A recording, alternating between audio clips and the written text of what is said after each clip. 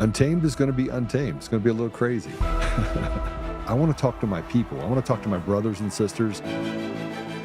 We can have grace and humility in how we interact with other people. Oh, hot dog, look at you. And nobody talked about what's really happening.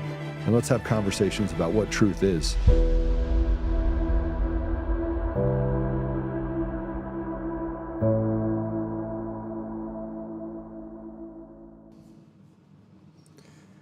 It's Friday. We got a lot of stuff to talk about. It is Fun Friday. We're going to talk about some cool stuff today. And we have a great guest.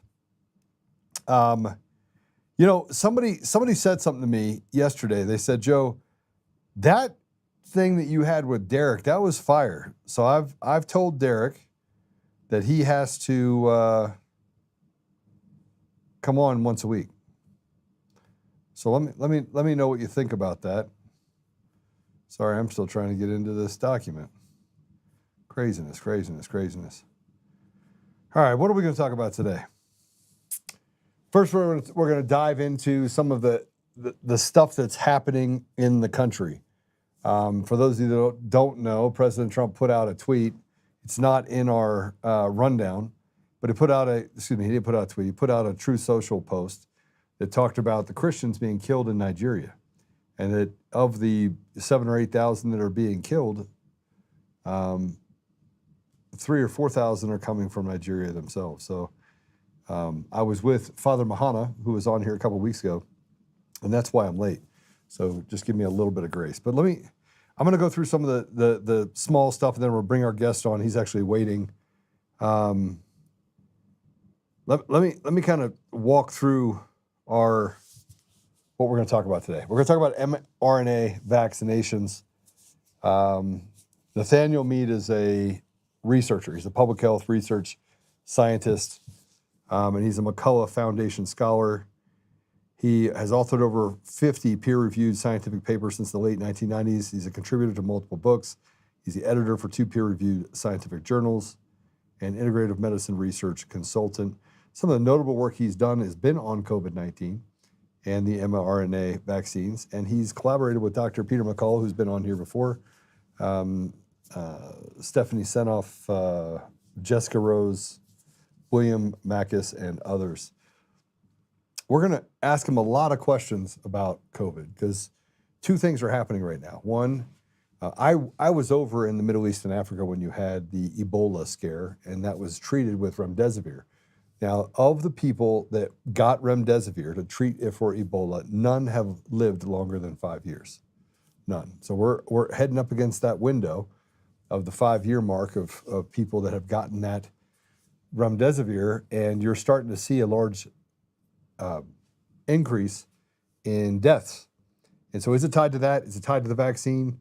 I think pretty safely we can tell that the mRNA vaccine is actually one of the most dangerous things to be launched in this country, and it's basically genocide for large groups of people. So we're going to talk to him a little bit about that. Before we do that, though,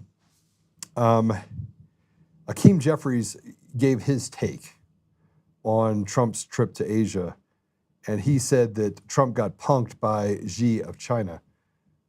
This coming from a guy that, frankly, couldn't pass a 5th grade math test. Let's go ahead and play it.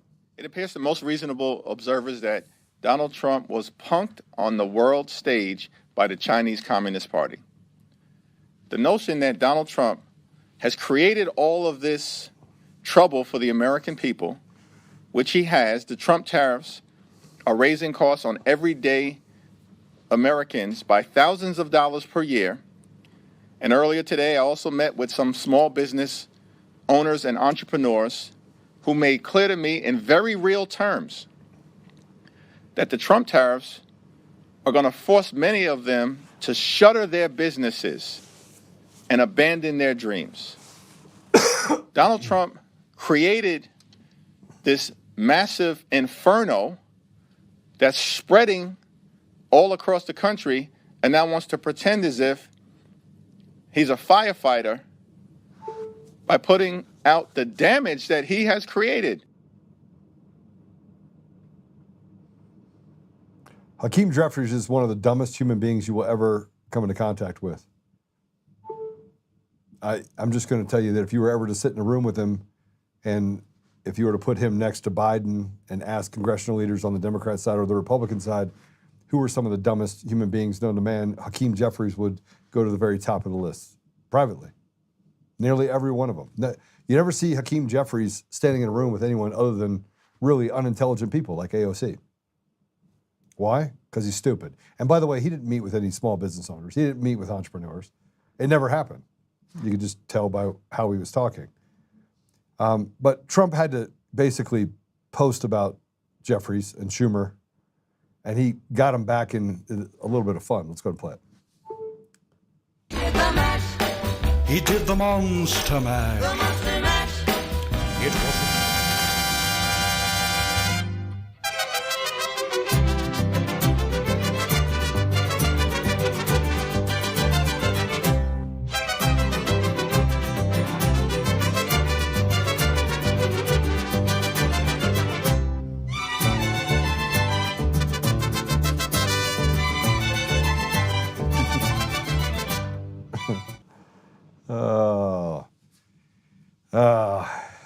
Next, I want to show you something really quick. We've got a couple of these cuts I want to put up here before we bring our guest in.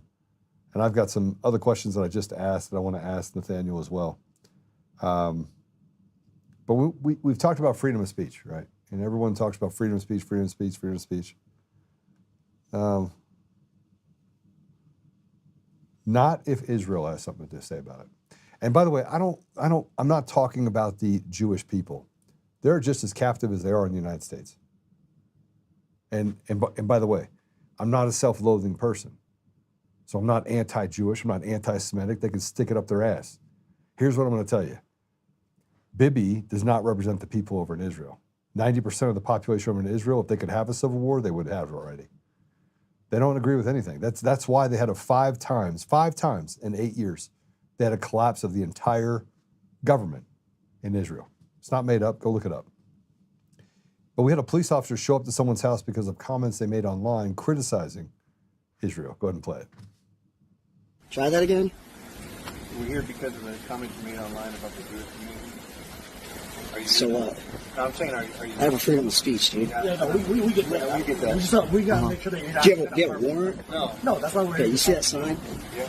So that says no soliciting. What you're doing is basically soliciting. You understand that, right? Yeah. It means you're not welcomed here. Okay. Okay. Bye. Okay. Stay off the lawn, please.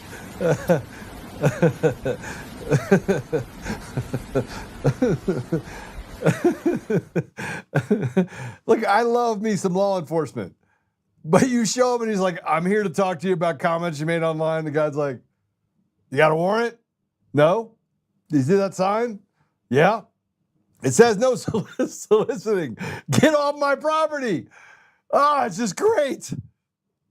But here's at Oklahoma State University. Here's a bunch of liberals trashing conservative young Americans for their freedom table. This is what it's come down to. Look, I'm telling you right now, if you want to break the back of communists, you're going to have to do it by putting one of these right in their socket. I'm not calling for violence. What I'm saying is that they have pushed it so far. They killed the guy that was the great debater. His name's Charlie Kirk. They killed him. He was the guy that had as much grace and humility as anyone you'd ever meet. But let's go ahead and show you this. This is this Trantifa guy. Go ahead and play it. Please. Hey, what's your name? No. What's your name? No. No's your name? That's a great name. Yes, it is a great name. Oh. This is our property, and you are once again stealing it and littering. Man, you must love free speech. Freedom of speech means you have the right to say whatever you want, and I have the right to tell you to fuck off. Not censor others, though, right? What? But not censor others, though, right? What? But not censor others, though, right? Freedom of speech. Such not censure others. What? Such to not censure others. Speech. You understand English? Speech does not give you the right. I have a hearing. I have a processing hearing disorder. Can you speak up? Yeah. You have the right to freedom of speech, but not to censor others' people's speech. No. The government doesn't have the right to tell you to shut up. I do. No, you it's called have the to listen. it's called the heckler's I veto. can't force you to shut up. It's called the heckler's but veto, I can buddy. tell you heckler's to veto. fuck off. No, we can have the police actually remove you because it's called the heckler's veto. It's against the law to actually. No. Yeah, it is, buddy. Nope. Yeah. Nope. So. I don't believe you, and I don't care if you believe me. It's the law. But hey, Whatever. Jesus loves you anyway, and I hope you come to your senses and realize that we can have a conversation without you throwing our stuff away. I can't have a conversation with people who don't think I deserve rights. You don't deserve a conversation. Okay. Where did anybody say that somebody doesn't deserve rights? See, we debate the ridiculous. I personally would have punched that dude in the face. A dude with boobs. I would have boob punched him. I would have made him swallow his boob. I hope our guest is not getting mad at me for doing this. This is Fun Friday. So just so you know, Nathaniel, you actually came on during Fun Friday. You have to put up with a little bit of fun. I'm going to have a little bit of heckling fun right now. So I'll get you on here in just a second. But we're going to have fun with it. All right, hey, Pro Mondami supported. We're going to get serious about the mRNA stuff. But before we do, go ahead and play this. Could we ask you, do you think socialism is going to work in New York City? Yes. Why? What is your definition of socialism? Zoran Mamdani's socialism. Do you think if he wins, New York will be a better city? Oh, definitely.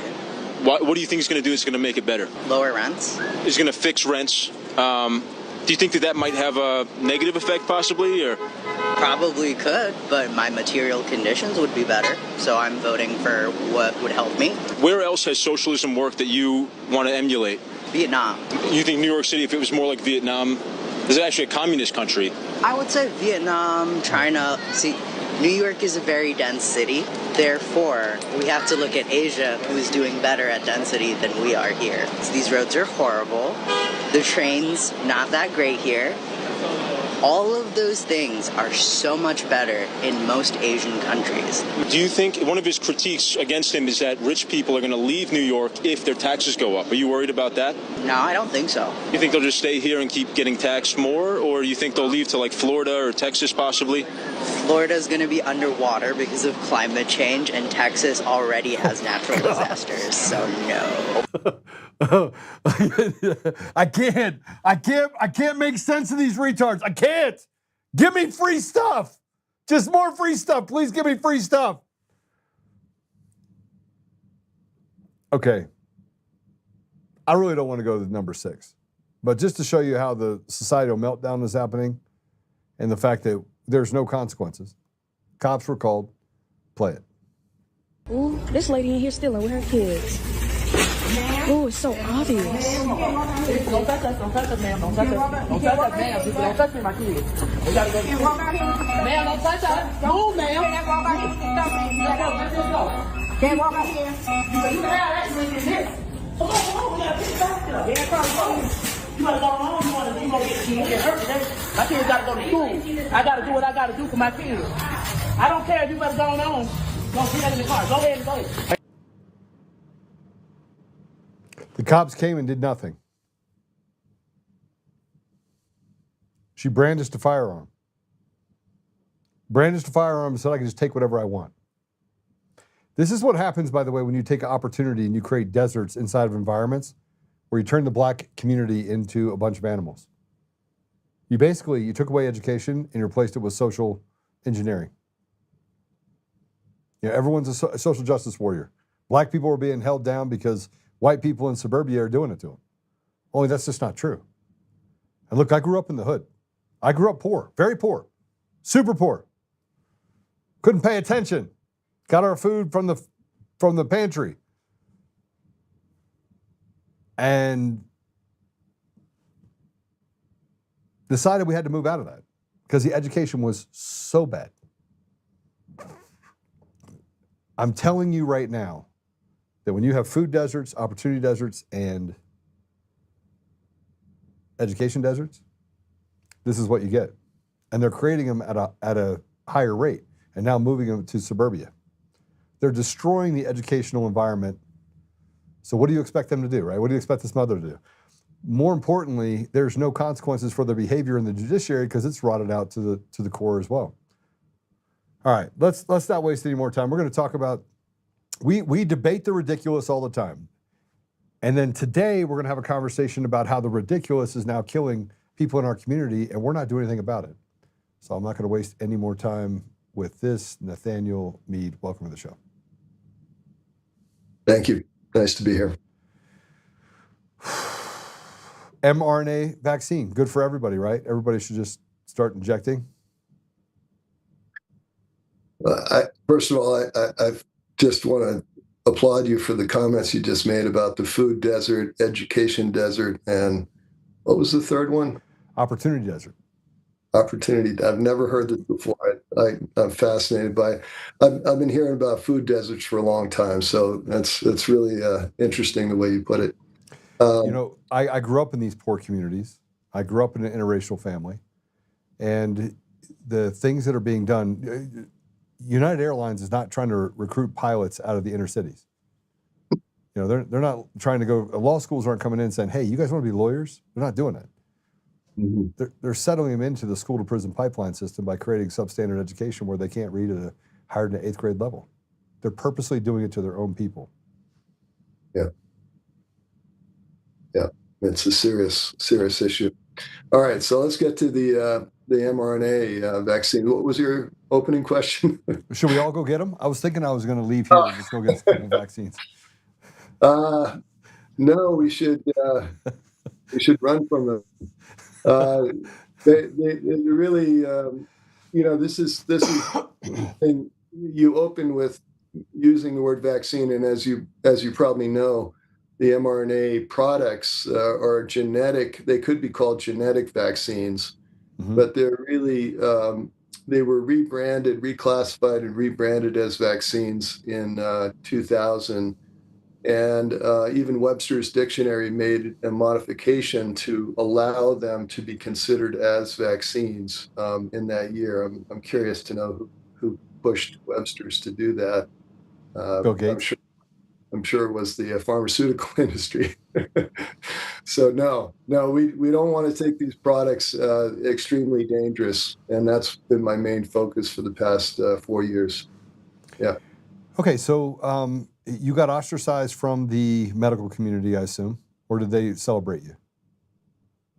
No, I was maintaining a very low profile until I started working with Dr. McCullough, Dr. Peter McCullough, and at that point, I remember very distinctly our first conversation. He said, "Where have you been?" And I said, "Well, I've been a little bit afraid of coming out, and you know, seeing all these physicians and scientists being deplatformed and losing their jobs, and it was a scary situation." And I think a lot of scientists, a lot of researchers were afraid of the suppression, and they went underground.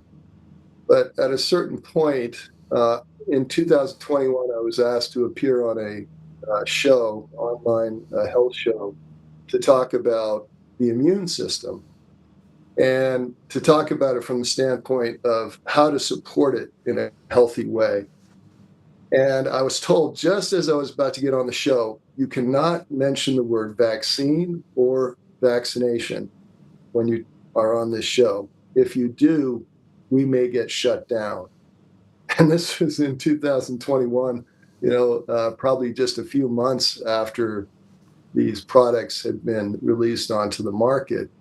And so I was shocked. I mean, here I am in the United States of America. You know, I had always been so proud of the fact that we have the First Amendment, free speech, really. And to be able to talk about anything, especially from a scientific point of view, has always seemed like the critical linchpin of freedom. You know, you cannot suppress free, open scientific discourse. If you're doing that, of course, you should not suppress any kind of free speech. But scientific discourses always seem to be at a very high level, you know, because you're talking about the truth in a way that would seem to be objective, you know, and would seem to be something that's untouchable because of its purity.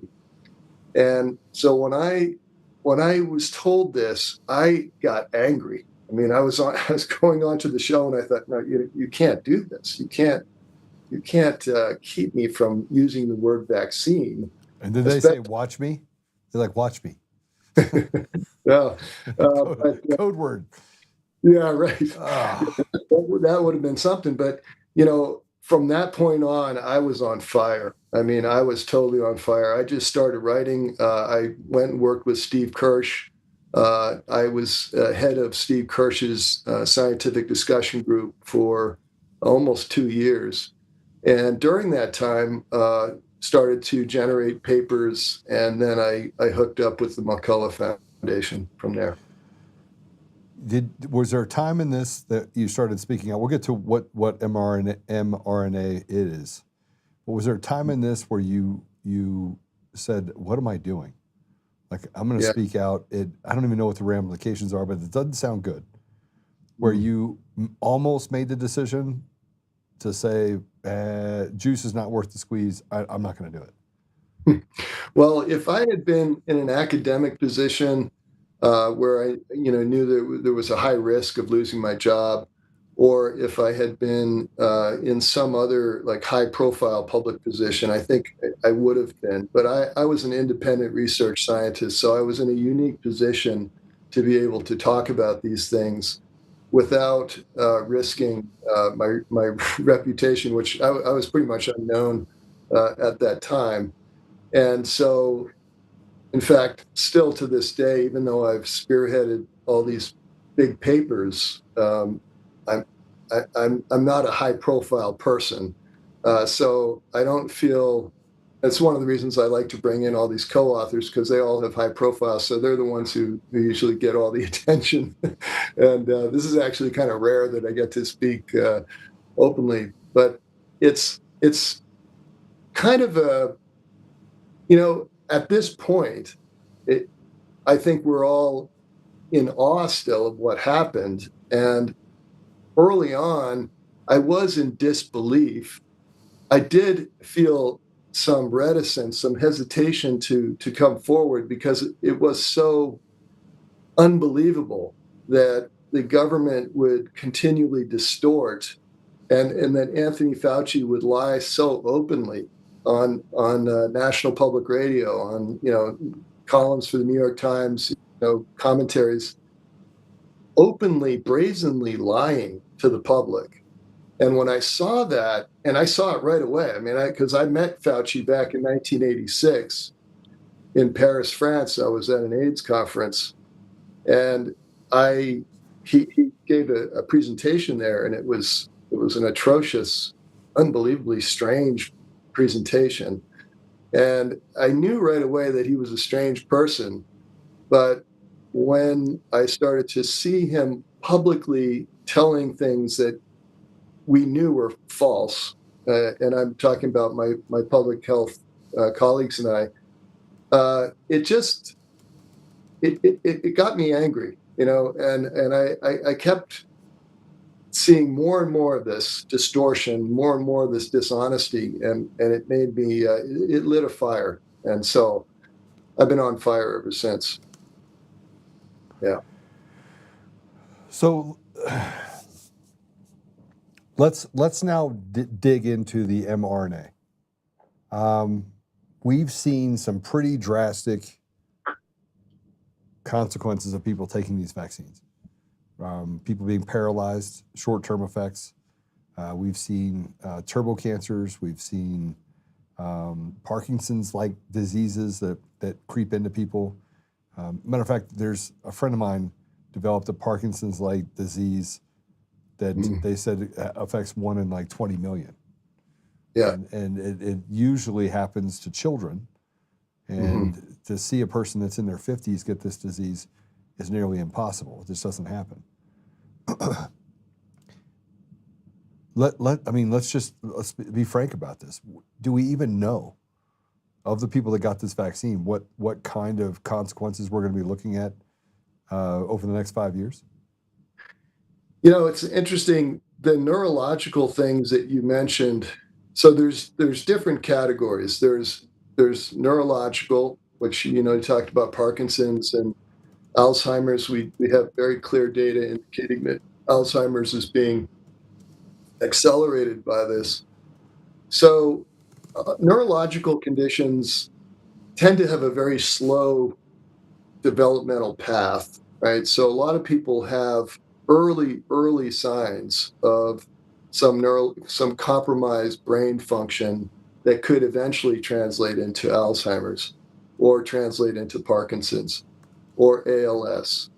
And these things are being accelerated by the COVID shots. So there are a lot of people that would eventually develop these conditions decades later who are developing them much earlier.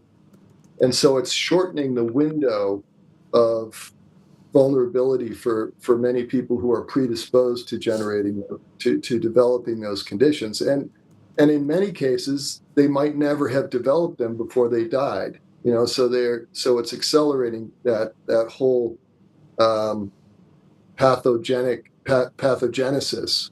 And so this is a very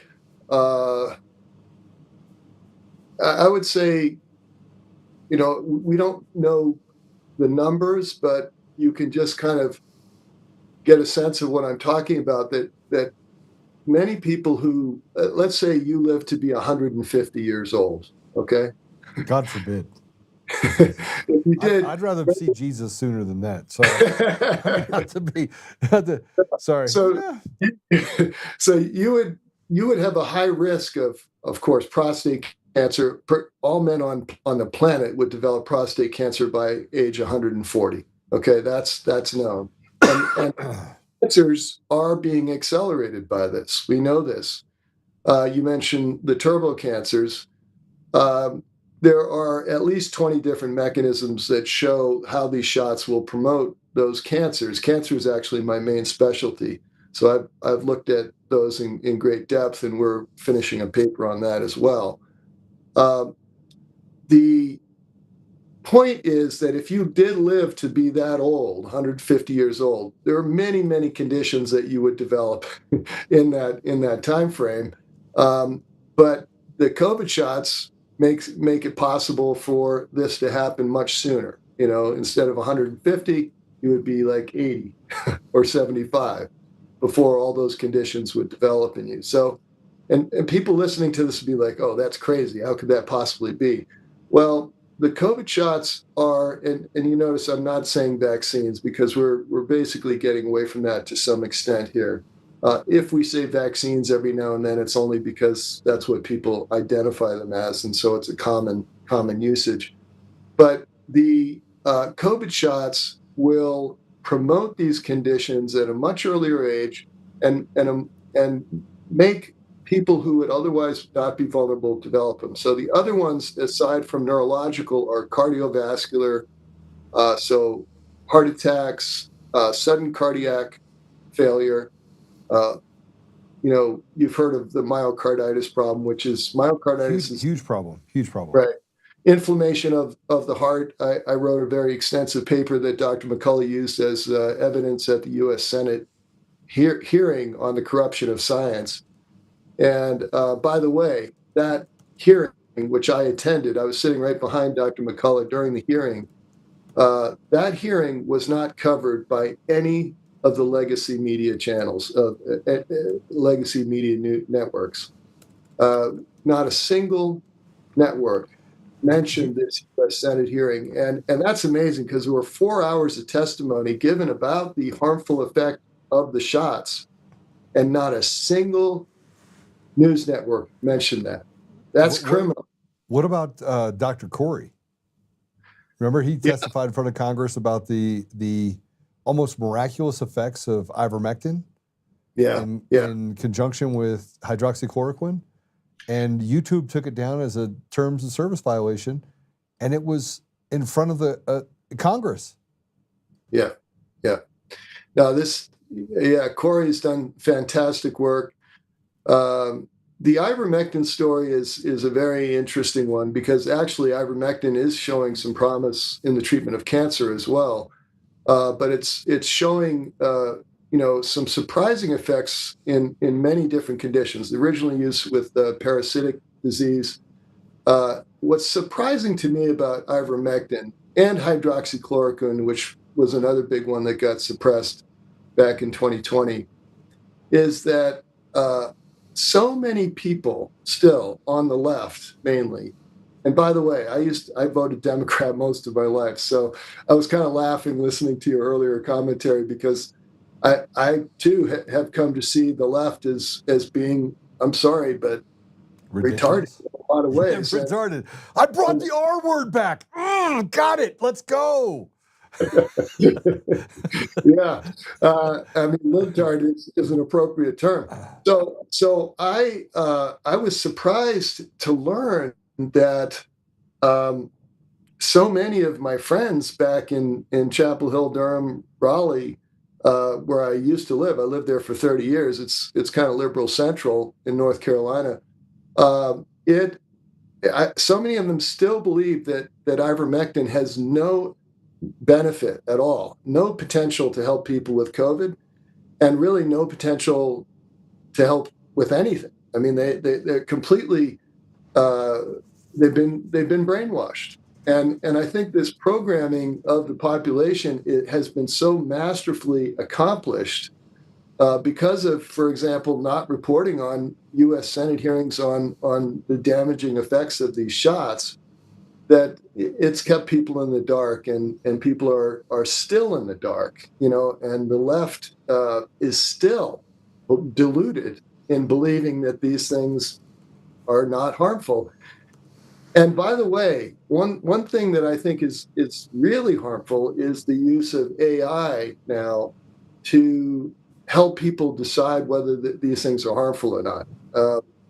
I had an experience just recently. I had put together 5 of my papers that I've written recently, and I put the links together and I sent them to my brother, who didn't even realize I was writing these things. And I have 3 brothers. And so the one that was most open-minded, I thought I'll send it to him and he'll get it. And at the end of my note, Tim, I said, please don't check AI, just read the papers first before you do this. And what he did is, I guess, we're all so busy that he missed that last little note in my email message. He went right to AI, and he then sent me back something was like, okay, look, 300 plus articles contradict what you're saying. And I said, well, first of all, Sam, sorry, I shouldn't have revealed his identity. Give us his last name too. First of all, I said, this is there are 57,000, believe it or not, 57,000 plus PubMed scientific papers that have talked about the COVID shots. Okay, 57,000. So you pull 300 out, that's nothing really. And not only that, but any paper that compares vaccination to unvaccination. This is really important for your listeners to get. Any paper, any study that compares vaccinated to unvaccinated is going to be profoundly flawed. And I guarantee this. I've looked at these. I looked at hundreds of papers at this point. And there is a classic strategy that the CDC, not the current CDC, but the previous one, which was the Centers for Deception and Control, that agency had established a definition for being vaccinated. You're probably aware of it. You were not vaccinated until 2 weeks into the second shot. Okay? So anyone who had any harmful effect prior to that time was considered unvaccinated. Okay? Just think about that. Hold on a second. Hold on. Back it up. You got let's that? Just hypothetically say Unit 1, Person 1, gets a vaccine on the 1st of October. Yeah. He dies on the 10th of October. Yeah. He's unvaccinated. Right. But the vaccine's in his body. Right. Now, we want to know what's most profound about this is that the elderly were most vulnerable to dying after the first shot because they're frail, right? So they have the very high risk, unfortunately, of having an adverse response to the shots. And this happened in nursing homes all over the world. And we actually have data proving this in CDC's own data showing this. Yeah, I mean, it's atrocious. And even after the second shot, as I said, you could have gotten the second shot. And Dr. McCullough's autopsy research showed that the vast majority of deaths that occurred after these shots occurred within the first 2 weeks. Okay. So if you had the second shot and then 2 weeks later, or any time before 2 weeks, you died, you were counted as unvaccinated. Hold on a second. So now, what that does... First shot, 10 days in, you die unvaccinated. Yep. Second shot, 10 days in, you've already had the first shot, you're still considered unvaccinated. That's right. I'm not making this up. I am not making this up. And how does the retarded get away with this? Look, I have to ask you the question, and I said it before. How is it that we are not on the roads with tiki torches and pitchforks and just hanging these people from light poles? And look, again, I'm not a violent person, but you're talking about killing people's grandmothers, fathers, husbands, wives, children. Yeah. They have no conscience. Right, and you're talking about misleading vast segments of the population because of this. I mean, this what we call a cheap trick. Okay, this is what Norman Fenton and Martin Neal in the UK came up with. They call it the cheap trick. If you ever get a chance, check out the book Fighting Goliath, which is all about these cheap tricks and these very statistical acts of deception, chicanery, that have allowed them to get away with this and allowed the policymakers to continually say, look, these are safe and effective. But it was never safe and effective. And what they did by using this cheap trick is they turned reality on its head, okay? Because there are so many studies that said, look, unvaccinated versus vaccinated. But if you were a doctor back in 2021, when the shots were revealed or released onto the market, you would be easily misled because you were following the CDC's definition. So you would look at what the hospital had in its records, and it would say this person's unvaccinated because according to this definition, they were. You see? So a lot of people don't buy that. A lot of doctors, unfortunately, thought they were looking at unvaccinated people, but they were actually vaccinated. All right, so it's mind-boggling. So I'm trying to kind of put it all together so that people can understand just the manipulation that's happening in the medical industry. And we do the same thing. We allow the pharmaceutical companies to basically put ads on TV so that then the news outlets on those stations don't investigate what the pharmaceutical companies are doing. And yet you have the CDC that's it's a governmental agency, right? Yeah. And their entire job, like the FDA, is to keep people safe, right? Yeah. To approve these things and to make, okay, so, and what you're telling me is that they know that there's adverse effects, so they move the goalposts, make it impossible for you to understand what the effects are on the community. And in between all of that, you have massive numbers of people that are dropping dead on the street. Yeah. And we know what's happening. We're conspiracy theorists. But yet you look at their own documentation and it shows that they're manipulating the data in order to not be held accountable for killing off Americans with impunity. Right. I mean, Doc, make this make sense to me. Make it make sense to me. Yeah, well, I mean, also you go back to when Biden said that this was a pandemic of the unvaccinated. I mean, this is how you can get away with making that kind of statement. Because if your own CDC, again, Centers for Deception and Control, is calling it unvaccinated when it's really vaccinated within a certain time frame, then you can get away with murder. And, we have, at this point, the control of messaging. This is really important for people to understand. The control of information doesn't just extend to newspapers and online sources and social media and, the major news networks. It also extends to scientific papers and scientific publishing.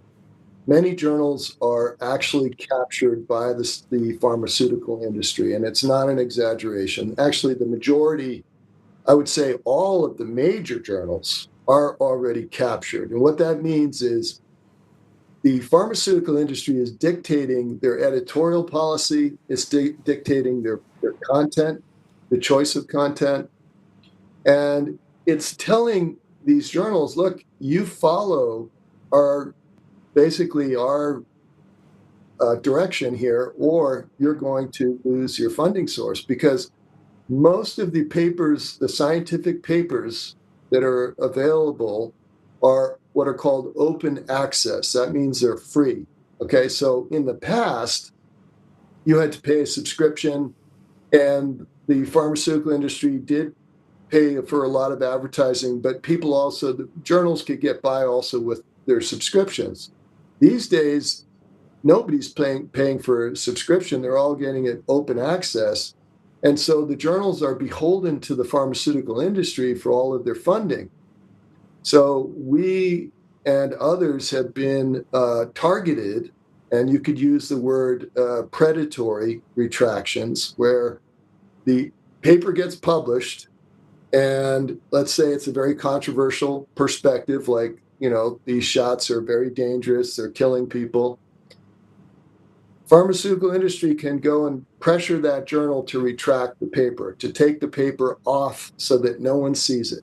It's kind of like shadow banning on a very open official level. And then everyone's going, well, where's the research? I don't see any research showing that it's harmful, because these papers are all being retracted. They're being removed from public view and from the viewing of the medical community. This has been happening consistently, so we see, that targeted unethical retractions have become commonplace in this country. And it's okay. Are you surprised though? Are you surprised? Are you surprised that such unethical criminal behavior could happen right in front of us and that nobody's being arrested? No one. But you have people that are arrested for speeding 55 and a 45. You have people that are arrested for doing stuff that is among us. It's as if we have become the plebes. We're the slaves. And they have rules for us, but they have no rules for themselves. They can do whatever they want. Right. Yeah, no, it's become another form of tyranny. We're actually witnessing tyranny within the scientific domain, which, a lot of people thought that was untouchable. That, if anything was going to remain true, it would be that scientists could continue to have a voice. But this is becoming less and less the case. And I think this is why Substacks are so important. Substacks give a lot of scientists an independent voice. And I've proposed that we set up a whole new publishing system, and I have a paper coming out about this, because the current system is unfortunately corrupt. It's corrupt on a massive scale. And this is what's keeping. Yeah, go ahead. But I'm sorry, but what you're saying is systematic. Like it's the judiciary corrupt to the core. Yes. The pharmaceutical companies corrupt to the core. Government agencies corrupt to the core. Publishing houses corrupt to the core. And you can only point to a few people in each one of these. Are we going to have to literally go and are we going to have to take matters into our own hands? Well, I feel like we're getting to that place where so much of our society is broken. Our education system is grooming our children and telling them that they can cut off their penis and be a different gender. They're doing it purposely. Everywhere you turn, you can't. Parents turn left. They're like, oh, can't go to the public school. Turn right. Oh, you got to vaccine your kid. They turn to the middle. Oh, you got to talk to them about gender identity. Oh, Christians are bad. Oh, let's do the call to prayer in the middle of. It's kind of the point where I'm like, are you serious? This can't be real life. It's like Willy Wonka in the Chocolate Factory. Yeah. Well, I do want to talk a little bit about RFK because having Bobby Kennedy in there is extremely important. And do you mind if we talk about? Absolutely. There's a coup against him right now. I know. Right? I know. Well, it's unbelievable. Well, that was predicted a few months ago. I don't know if you recall, but before we get to that, we have seen a lot of great changes with the new Health and Human Services Secretary, and I consider him to be the greatest gift of the current administration. That may sound like an exaggeration. A lot of people would say, well, Trump is the greatest gift, but I think, Robert F. Kennedy is the greatest gift. And I had the honor and the pleasure of speaking with him privately on the phone for 33 minutes back in 2023. He's one of the most scientifically literate individuals you'll ever find who doesn't have a PhD. And he could actually disarm many PhDs. I'll bet you if you had anybody who's a pro-vaccine or pro-COVID shot person, they would be torn apart by him on a public stage because he is so incredibly sharp and understands these issues so well. And on top of that, he's got immense compassion. The guy he's got a great heart. And I think it comes from all the growth and the healing that he faced in his personal life, going back to the murder of his father and his uncle, and what followed, soon after that for him as a young man. I mean, he has an incredible story. But in the past 4 months or past year, he has removed the COVID mRNA shots from the childhood vaccine schedule, and then he went and fired all 17 members of the CDC's vaccine advisory panel, the ACIP, and he installed a 7-member panel that included, some well-known vaccine skeptics. So he has been really an incredible force for trying to turn this thing around. And but look at what he's up against now. I mean, I know it. He wanted to pull the mRNA vaccine off the shelf permanently across the board. There's only 3 countries out of 194 or whatever, 190 plus countries that have been able to do that. Yeah. I know. He's trying to get it done in the United States, and the pharmaceutical companies are loading the coffers. Right. Loading the coffers. What's that? They are. And, the reason that he fired all those people, of course, was because they were so compromised by the industry influence. They all had conflicts of interest. And he pointed But they're not taking the vaccines, Doc. They're not taking the vaccines. The head of Pfizer was told, he's asked the question, under oath, did you take the vaccine? He goes, no. Yeah. You're stuffing it down people's throat, but you're not taking it. Right. Yeah. I mean, that's corrupt. That's corrupt too. How could you possibly tell people they have to take a vaccine that you're not willing to take? Obviously, that is, the most absurd thing. But the previous vaccine panels, they were rubber stamping every single vaccine that came in, regardless of any safety concerns. They weren't looking at any research. And I have a book called Confessions of a Medical Heretic that was published back in the early 80s that said that even back in the 80s, the FDA found out that many of the pharmaceutical clinical trials were never actually even conducted. When the FDA looked into it, they found out that these trials they claim had been conducted to approve drugs had not been conducted. I mean, that's just insane. That's that's another level of corruption. But then Bobby Kennedy also canceled, what was it, a $700 million contract that Moderna had. So, he's been working hard to turn this around, but it's such a vast system. It's interlocked with the military. It's interlocked with, the medical system, with the media conglomerates. It's what Peter McCullough calls the biopharmaceutical complex, and it's so vast that he's really up against a lot.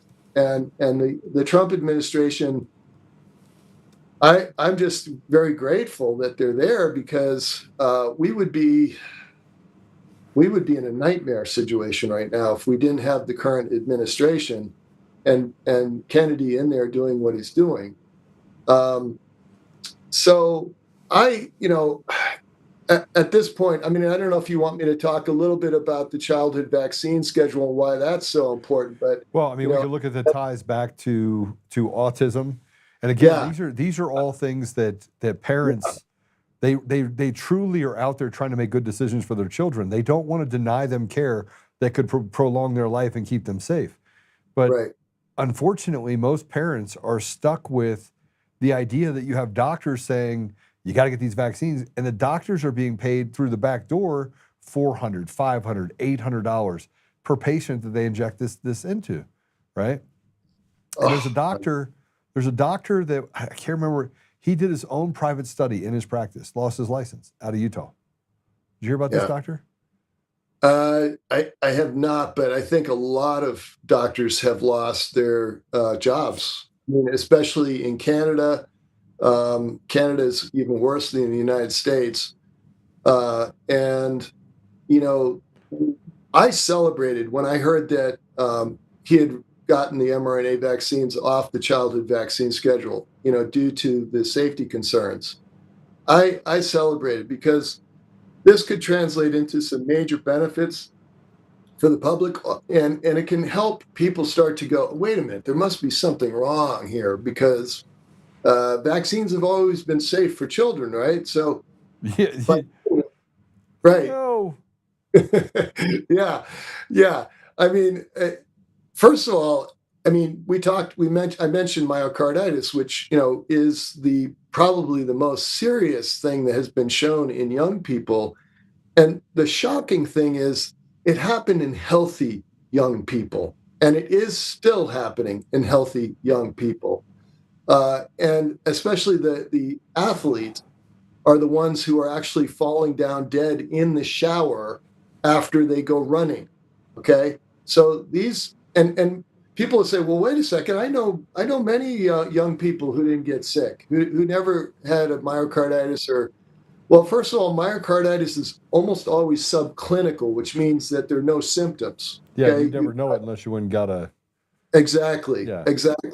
And so I don't even think an EKG would show it up, right? Or what? Right. And you can have EKG, and there's also some blood troponins, which is a protein that indicates damage to the heart. But you can have damage to the heart and then not have anything happen for decades. But then you can have congestive heart failure happen decades later. Okay, so it's not just a short-term issue. But not only that, there's childhood lymphomas that have been linked with the shots. Lymphomas, which are cancers that again, you could have other risk factors for lymphomas, but the vaccine is then pushing those children to actually develop the lymphomas.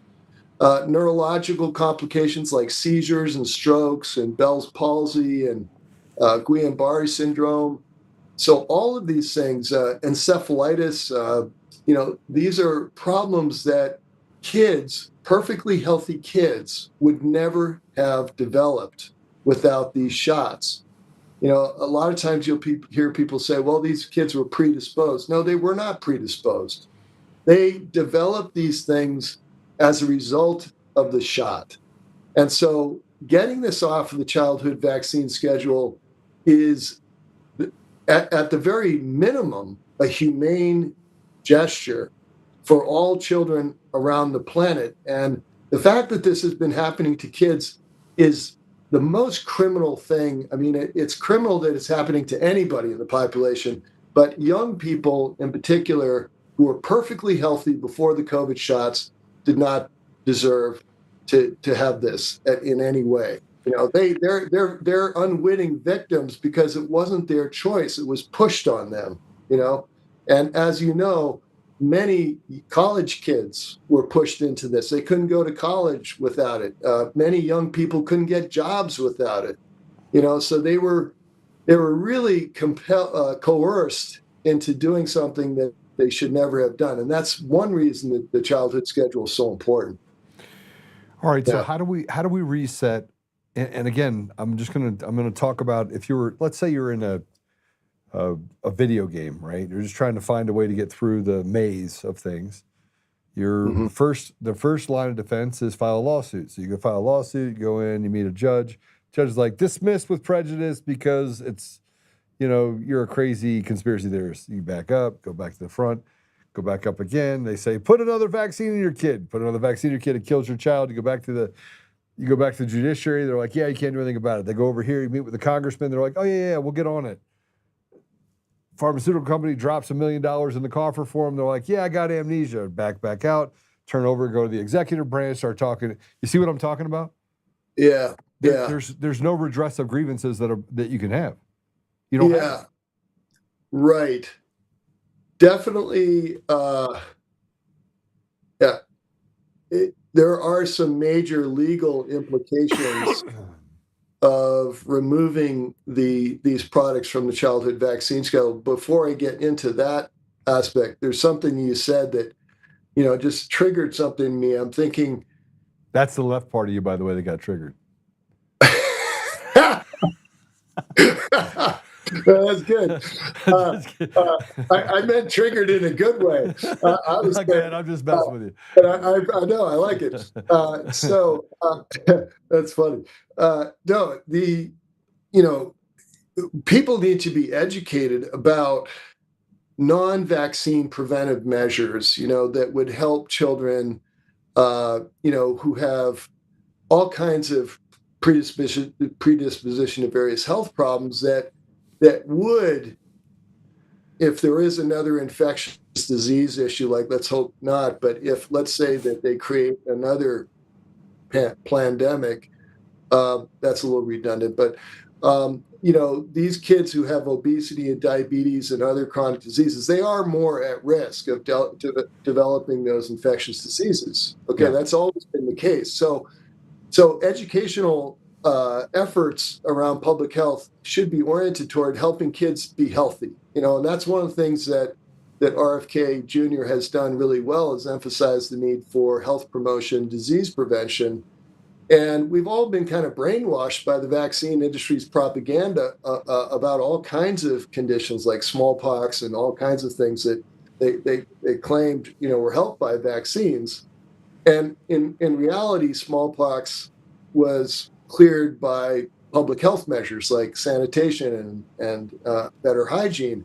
And that's true for all kinds of conditions. So vaccines generally have not been needed because of public health measures. And I highly encourage people to check out Peter McCullough's book on vaccines that has just come out. I'm spacing out his title right now, but vaccines is the main part of the title. And it explains all of this in great detail. But getting back to your point, I'm not a lawyer, so I'm just kind of speaking off the top of my head here. But I know that removing the products from the childhood vaccine schedule due to the safety concerns does have significant legal implications. And there are a lot of families that have been damaged who can now pursue damages through lawsuits against the manufacturers. It's not easy because the manufacturers have so much money, and you have to have good attorneys. And it, in some ways, the only options would be class action lawsuits. Are you familiar with Aaron Siri? Yeah. I mean, he's done fantastic work, and I highly recommend that people look into his work. Just Google, look for Aaron. I don't even like using Google anymore. Look for Aaron Siri, and all of the legal aspects are described by his groups in great detail. So class action lawsuits may emerge if the widespread harm continues to be documented and we continue to see people reporting the damage. And I think we're going to see more and more settlements happening in the coming years. And hopefully that will also trigger policy changes as well. But I wish I could answer your question better. It's just that, the legal aspects are not my forte. So. Yeah, so I personally have gone through this. I've had no vaccines. I haven't had any vaccines in my body in decades. Because every time I went to talk to the doctor, I'm like, well, let me read the fine print. I trust doctors. So here, I have a surgery that I was supposed to get done. I won't get the surgery done because I said, well, let me read the paperwork so you want me to sign to go get the surgery. And I get in there, and yet, sure enough, it writes in there they can give me a vaccine when I'm under. Yeah. Right? So I got to have my doctor there looking at everything that they do. So and my doctor friend said, Joe, I can, and then they denied having him in the operating room. They're like, yeah, we can't have him in the operating room. So I'm being denied care, paying all this money for it because, and now I have to go get a private, operation done, spend 20 grand doing it because I can't trust them not to put something in my body that I don't give them permission to do. So I went through it and I'm like, line that out. You're not putting any of this shit in my body. I said, does this mean you can put a vaccine in me? They said, well, technically, maybe. I was like, let me explain something. I said this to the doctor. By the way, this is why he said he wouldn't operate on me. And by the way, this is after I got an arrow that went through my leg, went 4 inches into my thigh. Don't ask. It was a crazy deal, but it was an arrow on a frame, and I fell backwards, and very slowly, it was painful. It went through my pants into my leg, and I couldn't. I was trying to, and it literally stuck. And so then when I got it off, I had to go off the same way, very slowly pulled it out. It didn't bleed until I sat down, and then it just, the world opened up, right? Yeah. But when I went there, they said, we have to give you a tetanus shot. I was like, no, I just had one last week. I'm good. They're like, you did? I was like, no, you're not putting that shit in my body. I'm not taking any vaccines, right? I'm not in the middle of a cow pasture. I'm not smearing horse poop or cow poop on me. I'm good. I'm not going to go take a rusty nail and stick it in I'm out. They chased me for a year. Really? Called me, sent it in the app, sent me emails every time I went in there to check on this operation I was getting. Joe, you have to get this tetanus shot. No, I don't. But then I told the doctor, I said, listen, you're going to operate on me, right? And I said, you said that you would never, inject you would never inject this into me. And he's like, yeah, I said that. I was like, great, I'm going to get tested right afterwards. If I find out that you put it in me, I'm going to come back and I'm going to kill you. How about that? And the doctor's like, I'm not doing your surgery. I was like, you won't be dead if you don't actually inject me with something that I don't want in my body. The doctor's like, so I knew for a fact that he was going to inject me with something I didn't want in my body. Yeah. How? It's really fascinating just listening to you talk about this because I studied some of the determinants of cancer survival based on patients who went and talked to their surgeons and their doctors. And one of them was asserting your needs and being very direct about, what you believe to be true. And there's a lot of research indicating that people who do this, who speak from, as you do, very directly, they have much better outcomes because they're avoiding all kinds of unnecessary procedures. They're questioning the process. And it's really important to question your doctor. I mean, like you're doing, because the white coat thing is way overrated. The old joke, what's the difference between a god and a doctor? No. God knows he's not a doctor.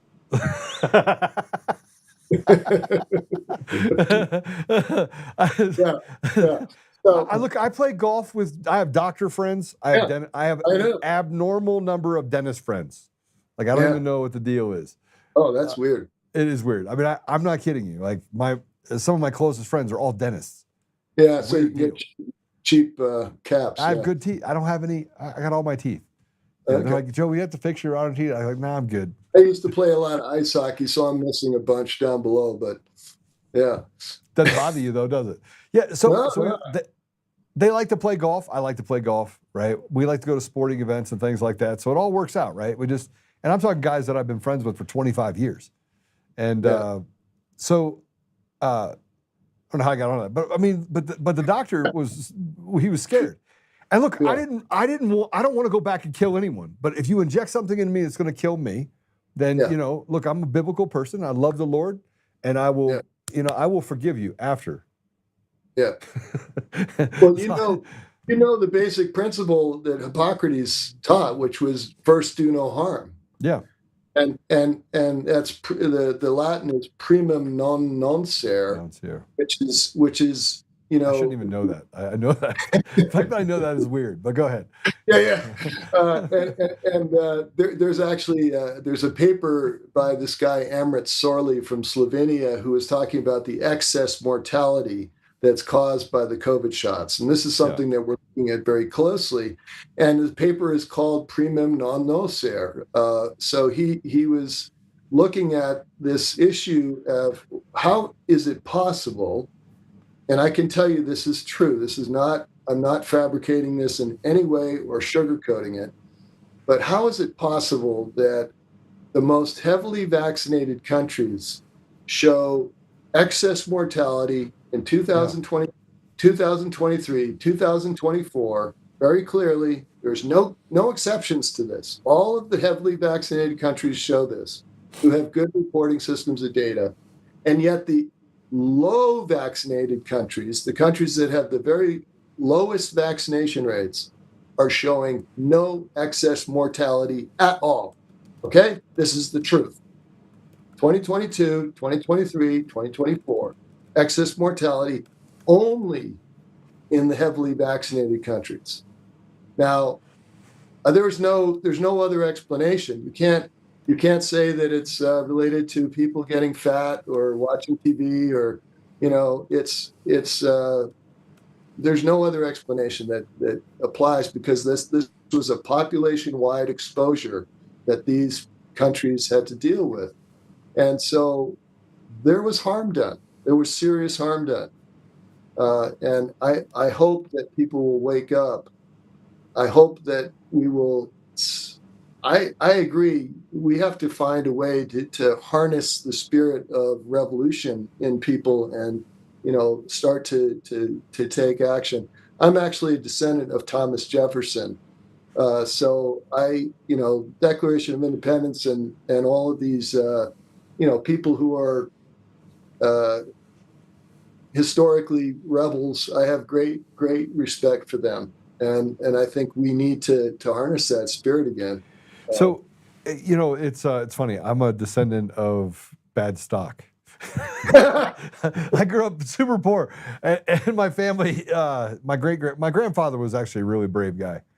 He fought in World War II, and he jumped out of airplanes and faked his birth certificate at 16 to get in to go fight, and he was amazing. Wow. Short of that, my family is kind of retarded on both sides of the aisle. It's like retards got together and they made this other retard called Joe. But I say that, but I think that we're at a place in our country that is the most. It's the most critical. Yeah. It's the most critical time in the history of, I don't think even our country, but of humanity. Yeah. Because there is so clearly a sign in front of us that shows us that we're dealing with good versus evil. I mean, just an absolute evil that is being overshadowed by people either, one, ignoring the problem and saying, I don't want to see that, I don't want to see it, I don't want to see it, or people knowingly knowing that this problem exists and that they're killing off people in our community and in our family. And we're allowing it to happen because of fear of loss or fear of reprisal, or we might not get a paycheck.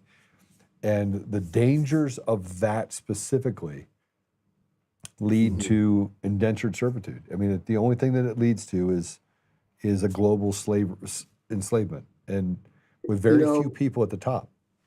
I agree. And when this all started, I have my training in one of the best public health schools in the country, which is UNC School of Public Health, where Ralph Barrick was doing the research on these COVID shots while I was a doctoral student there. And I didn't know that, of course. But when I started to get together with people who were starting to wake up to what was going on in 2020, a guy came up to me in this meeting that we had, and he said, this is not about public health. This is about control. This is all controlling the population.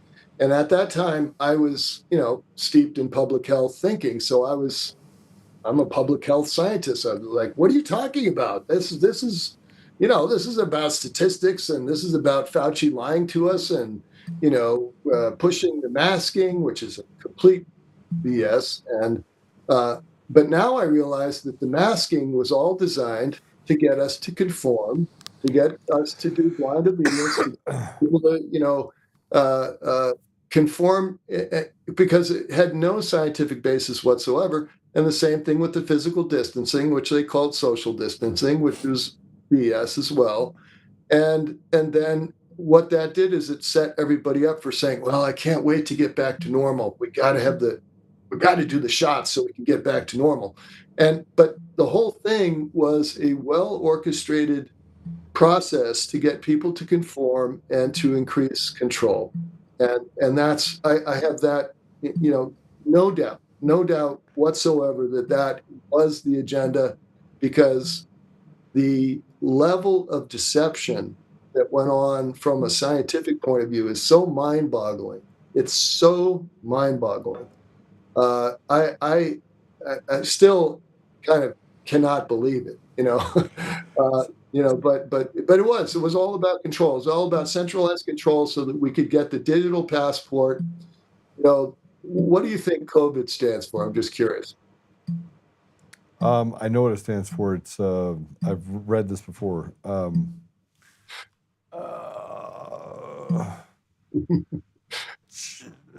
Tell us. I've read this before, and it actually wasn't COVID-19 to start with. You had COVID-2, you had COVID, right? I mean, this has been around a long time. It's got the word. If you look at the word, it's got ID in it. Yeah. Right. COVID. And so it's about pushing the ID on people. So that's what it's really about. Getting people to accept the digital ID and to accept ultimately a centralized banking system, which will control the entire population. Now, if any of my siblings hear me saying this, they'll probably think I'm off my rocker. But I'm trying to correlate it too. But then again, I look at the reason why they do things, and I haven't figured out motive, because money and power is one motive, but destroying society is a completely different level of evil. Yeah, I think that there is a small group of people who really want to have maximum control over the population, and they are doing this by creating false emergencies, and then having us get all whipped up into fear, and then doing some kind of incredible media manipulation campaign. And the languaging that was used was so exquisitely perfect to get people to conform. If I ever come back on your show, I'd love to just talk about the language. You can come on my show anytime, because I'll talk about this every day, twice on Sunday. And you said that you used to be a liberal, or maybe the Liberal Party left you, and you ended up on the right, looking around, you're like, I can't be with those nutballs. So look, I saw what happened with Bush, and I voted for Obama because Bush was a lying sack of crap. Sorry, he was awful. Right. And so, but I didn't vote for. I wanted change, and I'm not sure I signed up for this change, but I wanted change. I wanted somebody to tell me the truth. He was very eloquent. It turned out to be a big liar. But now I've gotten to this place where I only care about factual information. I only care about truth, not my truth, not your truth. I don't give a shit if hold your own truth. I think that's all bullshit, right? Science is meant to be malleable. It's meant to move, but it's not meant to move vertically and horizontally based on your feelings. And that's kind of where we are right now, is that they get to move things and then create this environment where they use the ridiculous in order to tell people that you have to support this. And I can't get behind it, and I don't think anybody can get behind it. But then you're ostracized, fired, kicked out of things, even when you just mention the truth. And so our entire society is designed to run away from the truth. Truth is over here, and we need to run as far as we can to that side. Everybody go that way. Mm-hmm. And people are following it. Mm-hmm. Yeah, and the truth is increasingly slippery. And what is the truth? What is, how do we really know what to trust as being true? It's a tricky thing, but I believe that people have to disconnect from the legacy media completely. Come watch us. Come watch us right here. Yes, number one. Can't plug for your channel, absolutely. And then but also in addition to your wonderful channel, Substacks, which are very helpful because they're open forum for free ideas, free thinking.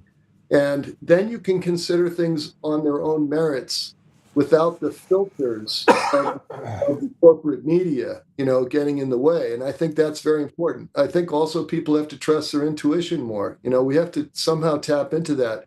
And we have to get off of, trusting. We cannot trust AI. I can tell you this. I did a whole a study of this, and I found out that AI was lying continuously on issues that are controversial because AI is drawing from this large body of information that is guiding the AI answers completely.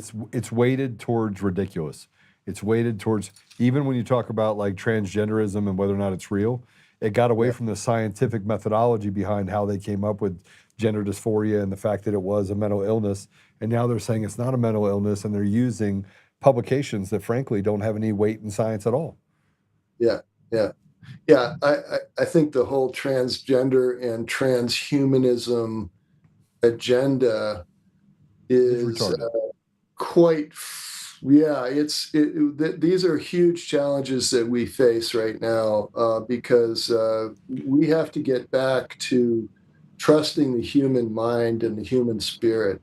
We can't go in this direction. The more we go in the direction of artificial information flow and getting caught up in the what would you call it, the ideological issues that are really primarily on the left right now, and I voted for Obama also, and I voted first time, not the second time. I learned my lesson. Okay. Well, I did not learn. Thank you. I won't hold it against you. I won't hold it against you. You're on our side now. Yes, you came here. It just took you a little while. It took me a while. Yeah. Sometimes it takes a while to wake up, right? And there's a big difference between wake and woke. I've learned that too. But there's so much disinformation. I think that's the best way to put it right now, because we got even the word misinformation has been compromised. We need to talk in terms of disinformation, and this is what's happening to the public on a massive scale. I would say too that social media, if you're a person that uses social media a lot, you need to get off of it for a while so that you can start to see what really is true from what you feel on the inside. You know what I'm saying? Oh, I agree with you fully. Yeah. I totally agree with you. Because these algorithms are completely programming the population, completely. And people don't realize it. I mean, I got off Facebook 3 years ago because I saw it happening every time I went on Facebook. If I posted anything that questioned the narrative, the moment I posted it, the CDC slogan would come right across my page and tell people, no, this is not true. And you're like talking about something like, I'm just going to go to this hockey game. Not true. Right. They had you pinned. They had someone in the back room that was like, now. Yeah. Speaking of hockey, did you know that the Avs are the number one team in the league? Yeah, I did. Sorry, go ahead. Well, when you watched the NHL games back in 2021, 2022, I don't know if you ever did that, but what would happen is you'd be watching a live game. I'm not kidding you. In the middle of the game, they would split the screen, and half the screen would say, "Take the shot." Yeah. And have a Pfizer logo, right beside it. And you're watching a live game. You're being subliminally programmed in that moment to, quote, take the shot. They're telling you to do it. You know? Okay, so speaking of hockey, where do you live? Where do you live? I live in Blue Ridge Mountains of Virginia. Oh, Virginia. Beautiful area, yeah. Blue Ridge And I was holding up this cup because the COVID index, I don't know if you can see this. Yeah. COVID index, there we go. COVID index. There you go. You don't have to see the research rock star part, but the COVID index is a great organization that is, if you go to covidindex.science, they're doing a lot of great work with all of the counter-narrative perspectives. So all of the information that was suppressed during the past 4 years is being presented in this COVID index. It's a Children's Health Defense organization, and I highly recommend it. I also recommend checking out the McCulloughFund.org. And following you, I just followed you. Oh, thank you. Yeah, I'm Nathan on X. I'm Nathan Mead, PhD. So there I am. Yep. So yeah, if you want to follow me, that'd be great. And I grew up in Washington, D.C., by the way. Oh, okay. Born and raised, but in a place you don't want to go.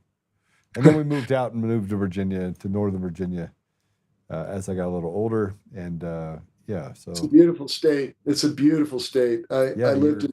Your politicians are a little retarded, but other than that. Well, that's true, but that's true around a lot of the country. Yeah. I grew up on the North Shore of Boston, so up in Hence the hockey. Yeah, exactly. I lived up the street from Bobby Orr. Oh, sweet. Yeah, he came to my house once. Awesome. Yeah. Well, I tell you what, I want to say thank you for coming on. I'll have you back on again. We're going to have to talk more about this policy. I'm going to do a roundtable, so I'll probably have you and Peter McCullough and a couple others on, and we'll just sit around and just talk about how do we work the problem. I'm big on working the problem. I think at some point you have to get to the place where you talk about the things that we have to get accomplished collectively. Yes. And I believe in a brotherhood, and a brotherhood is something we deeply miss. And I'm going to tell you, as hunters, if you go back in history, man has always been predestined to stand together, right? And so what you do to one of us, you do to all of us. That goes back. It's biblical. It's in Exodus. We should be there. We should be at a place where nobody should be able to take a shot at you or Peter or any of the others that are out there fighting for us. And we've got to start building this brotherhood. So I got to tell you that I'm deeply concerned about where we're going on the First Amendment, as I talked about before, because they are creating the narrative and they are punishing anyone that does not play ball. And it doesn't matter what platform, right or left. They're all owned by people that can make a phone call and say, "Hey, do me a favor. I need you to take Joe down. I need you to make sure nobody finds his page again." They're doing it. Yeah. No, and that is one of the greatest threats to our country by far. So I completely support you in that, Joe. I want to do anything I can to help you stay online and stay available to the public. So I laugh because I don't really do this. I do this for other people. I don't do it for me. Because that's good. Yeah, but I have fun with it. Yeah. Well, I do as well. It's in the service of humanity and, service of freedom and, people being happy. So, if we can do what we can, I'd be happy to talk with you at some point about solutions. I appreciate that. All right. God bless you. Thank you. Talk to you soon. All right. Take care. Thank you. We're going to go to a commercial break. That guy's awesome, by the way. And he has a great sense of humor, which, by the way, most doctors, well, my friends all have good sense of humor. But, sometimes I crack jokes. People are like, I can't believe you cracked that joke. He was pretty good with it. We're going to go to commercial break. When we come back, we're going to do more commercials because we have to do these Rumble Studio commercial reads.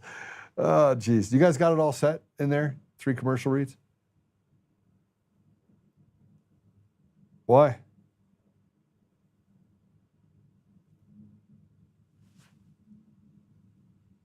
And what'd they say?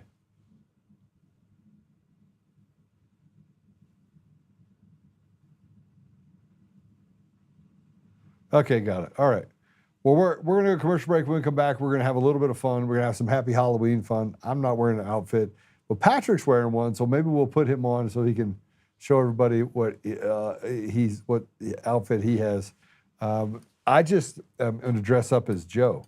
That's scary enough for everyone, I think. Commercial break. We'll be right back.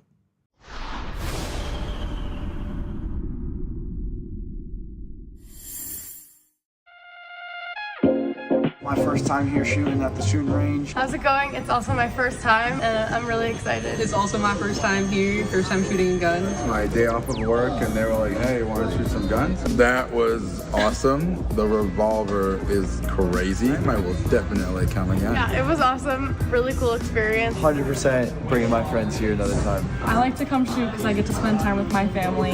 Same for me. I love spending time with my family. It's something to do. It's a lot of fun shooting.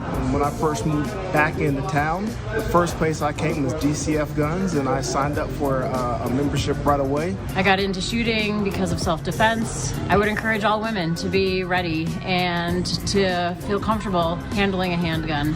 This was my first time ever shooting at DCF West. It felt amazing. I shot an AR-15 and it was amazing. It was powerful and I loved it. I'm here today as a part of a group of women that support one another in continuing to practice and refine our knowledge. Not only self-protection of ourselves, but protection of our loved ones as well. I have fun and I get to meet with other ladies. You should always be prepared to defend yourself. And I love coming to DCF Guns West to shoot.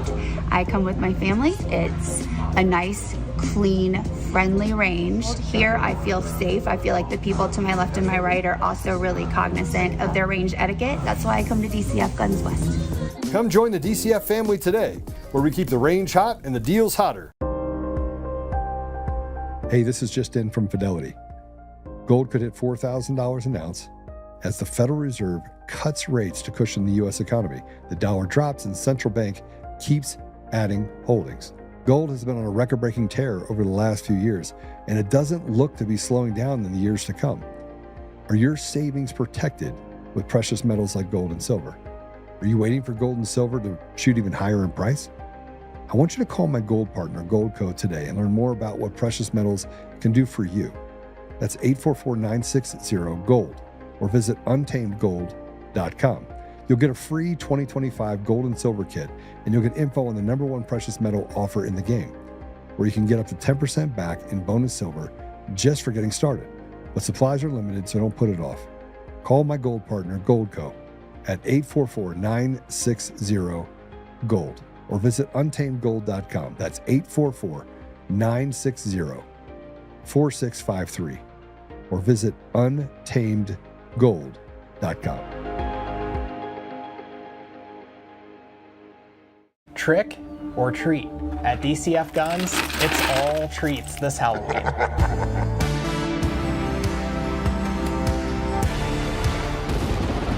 We're handing out spooky good deals, king-size candy, and everything in between. Forget the chocolate. Our sweets come in the form of savings you won't want to miss. Visit DCFguns.com and shop our spooky deals today. DCF Guns, where we keep the range hot and the deals hotter.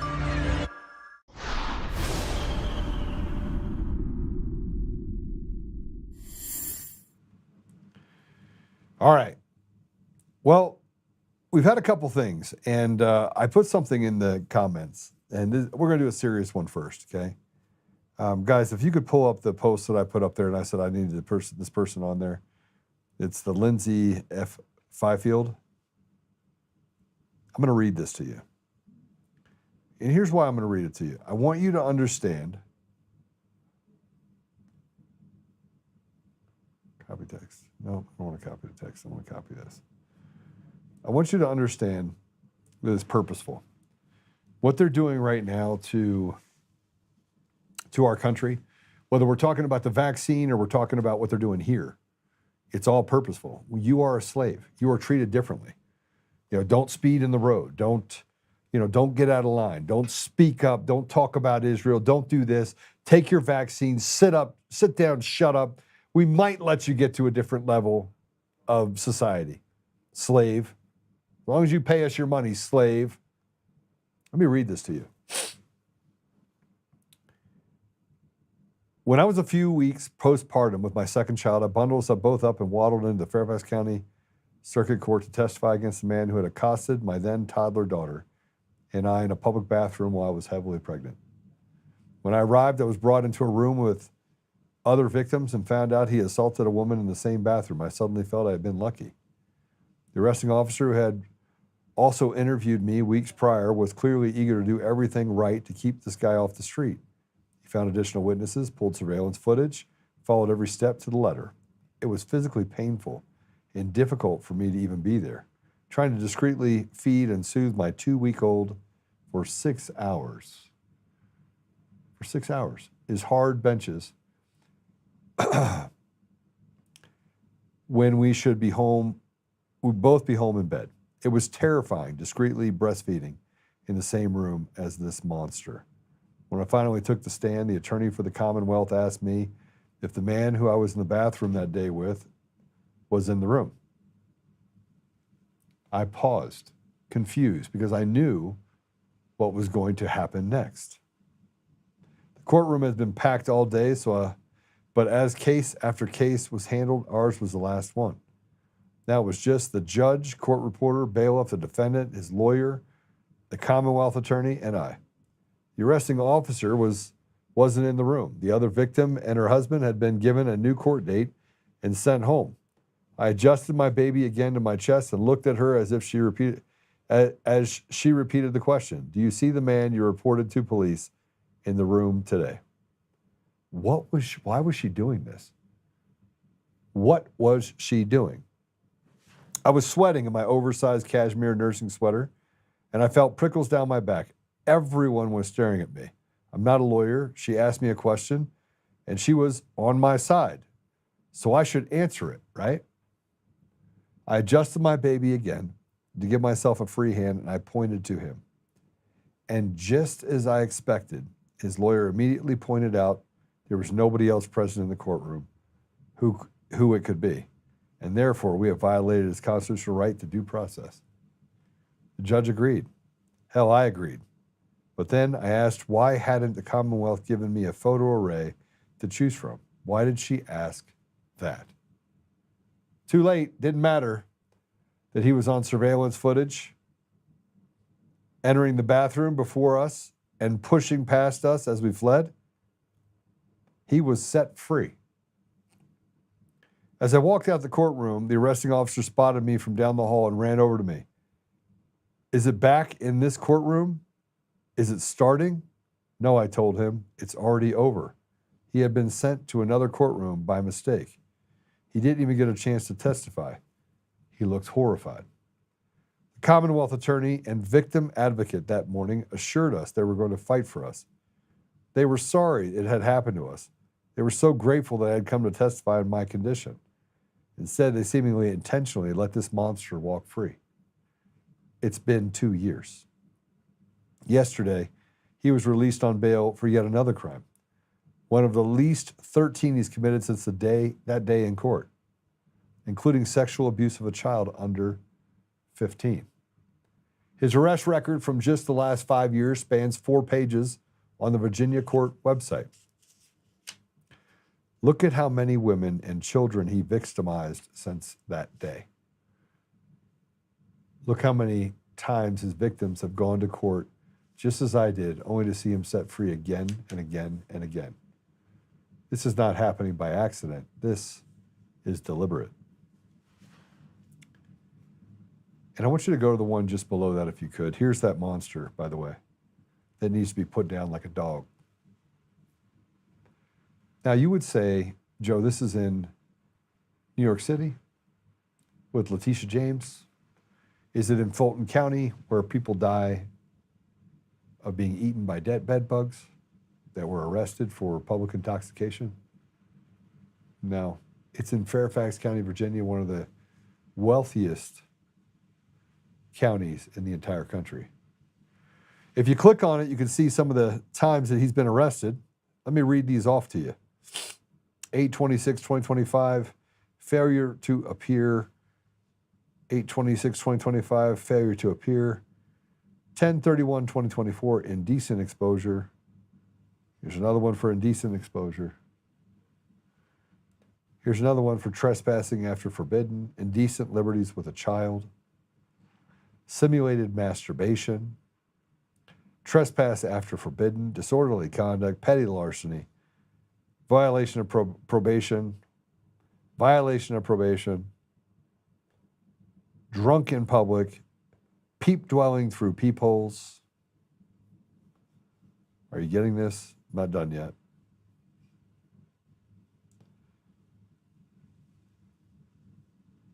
Assault and battery, indecent exposure, speeding, trespassing, forgery, indecent exposure, trespass, masturbation, trespass, peep dwelling.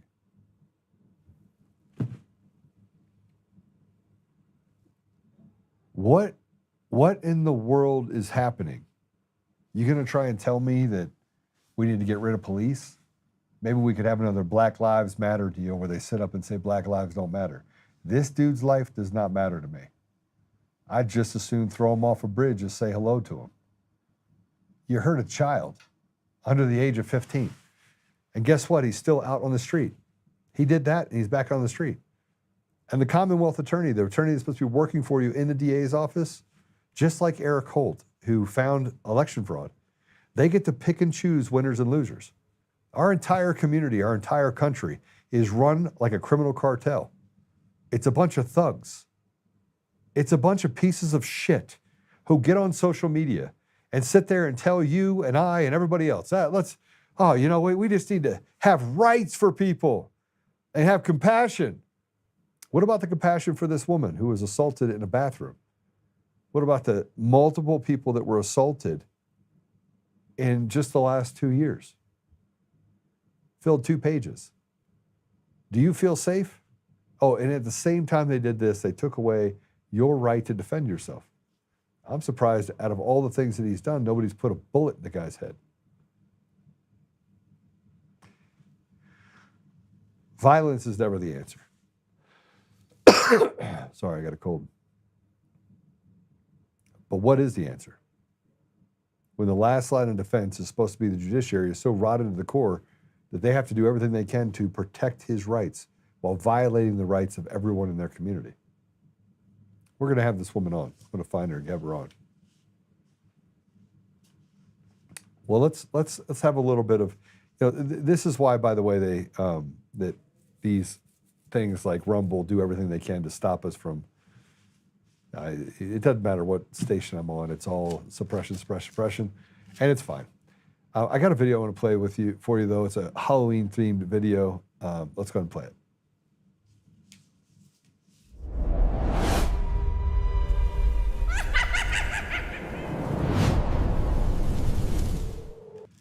Come on, that's kind of cool. That is Untamed, being a little bit Halloween-y.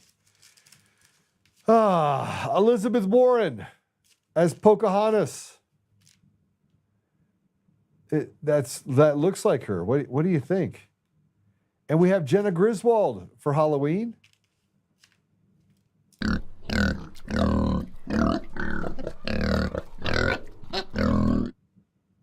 Make sure that it makes it on my page.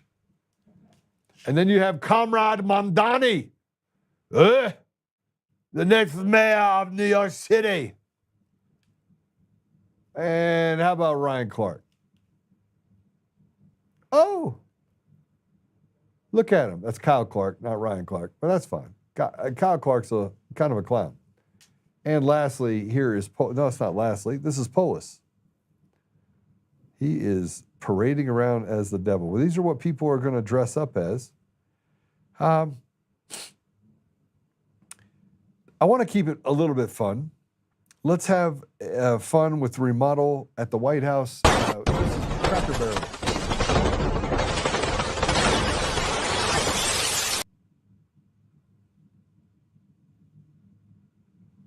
I'm a little, I don't even know what to say about that. Play that again. What were they trying to, what is happening? Do that again.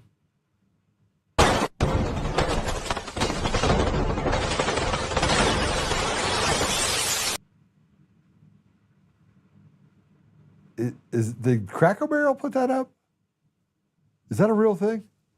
Oh man, this is why things aren't funny anymore. I don't even know how you guys find it. That's not funny. I'm not looking at it like what the. I mean, if it takes me 3 weeks to figure out what's funny about the video, it's definitely not funny. Here's McDonald's. Let's put up this last tweet if we can. The final look at the White House renovation. McDonald's said they would just butt up to the back of it for the White House. I think that could be pretty fun stuff. All right.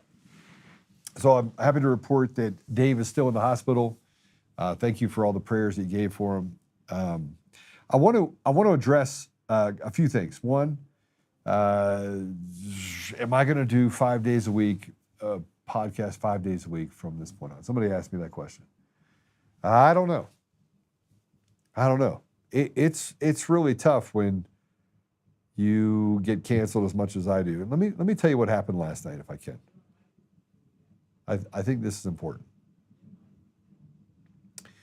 Last night, I'm sitting across the table from my wife, and I'm with some wonderful friends and Father Mahana. And I don't talk about politics in front of my wife. I don't talk about the last 5 years and the experience in front of my wife for a lot of reasons. One of which is it's incredibly painful for her. And the left likes to be the victim. And one of the things that I said last night is, listen, I'm not the victim. I'm not a victim at all. There's no part of me that feels like I'm a victim. I made my own decisions. I can live with the consequences, good or bad. But as I'm sitting there having a conversation, we're talking about the governors of Colorado. Who's going to be the next governor of Colorado? And, we're talking about Scott Bottoms and Victor Marks and some of the other things that are happening. And one of the people there said, Joe, you need to run for governor. And I go, yeah, it's not going to happen. My wife's like, no, it's not going to happen. And so I felt it was my obligation to kind of tell people why. And I'm not a victim. I mean, you have a woman here that brought her child in and got victimized by not just the perpetrator, but also by the DA's office because they lack the ability to protect the community.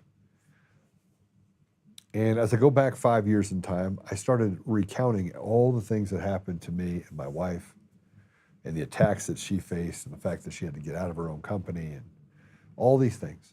So all the success we've had for the last few decades goes out the window, and you are defined by these radicals, these bullies that could try to take away your credibility.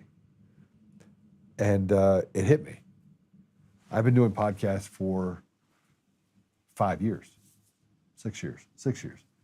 I have over 2,700 videos.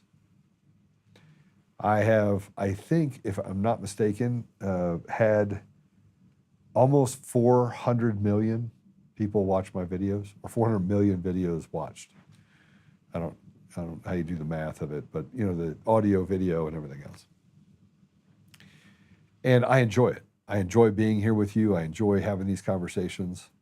But that was the first time that I had to look at my wife and I got overly emotional.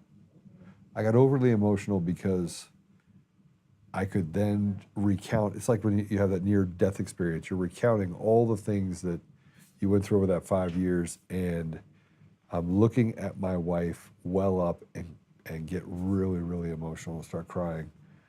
And then I started to recognize that these evil people have done a lot of damage to my family.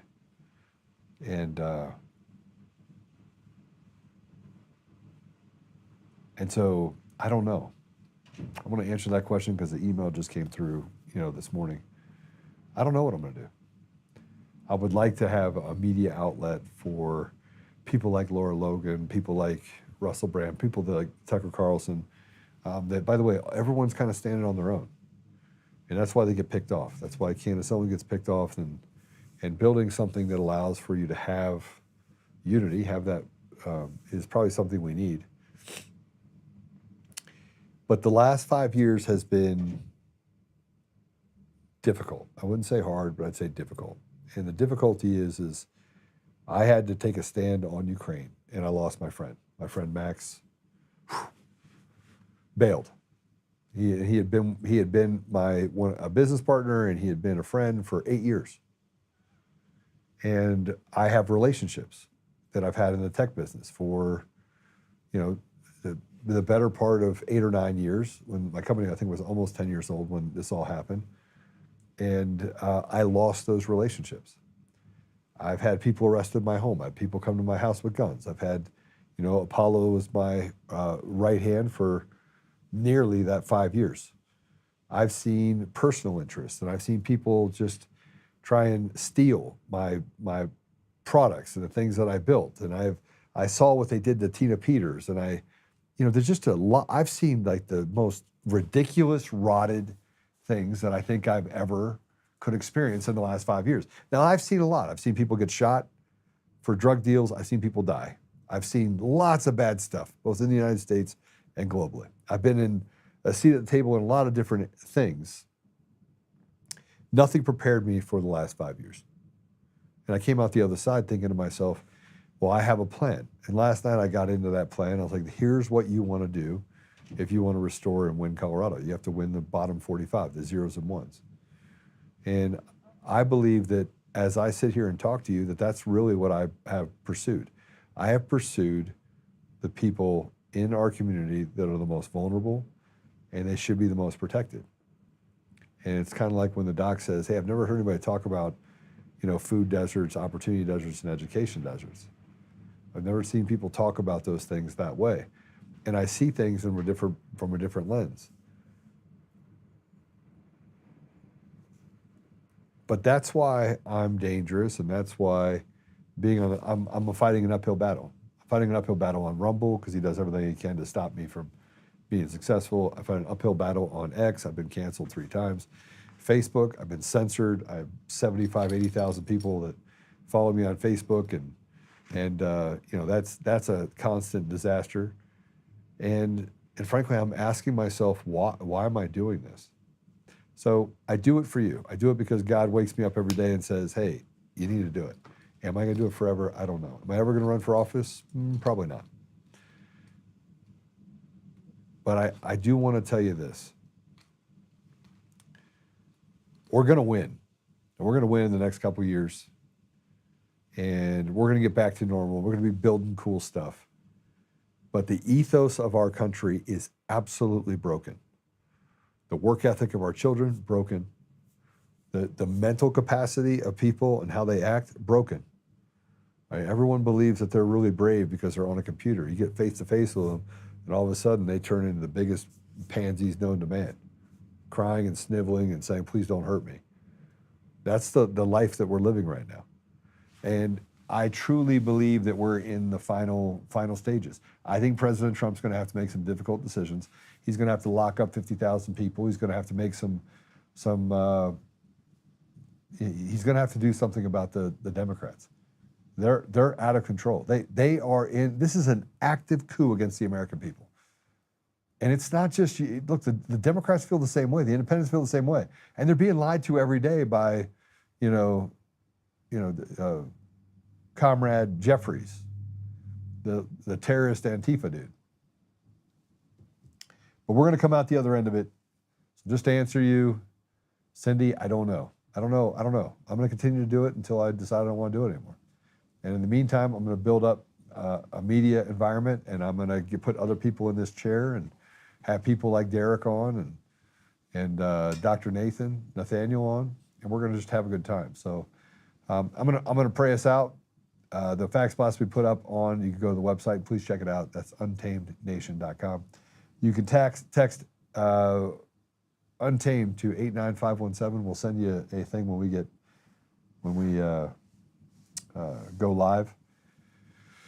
And I'm going to get more boisterous on just talking about things that are happening with Liberty Vote and some of the other things that are happening with not just the election systems, but what's happening in the community. So figured I'd address that little deal. All right, let's pray. Father God, thank you for the opportunity to be here today.